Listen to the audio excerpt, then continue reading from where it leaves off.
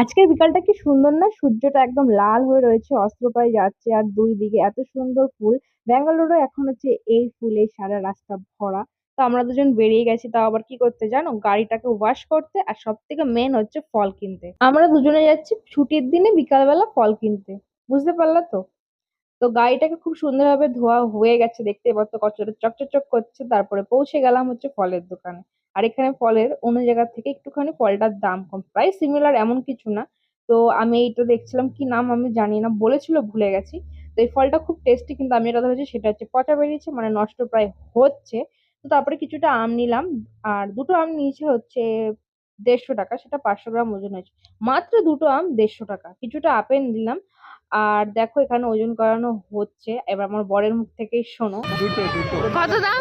150 আম খাবা? হ্যাঁ, এটা ব্যাঙ্গালোর।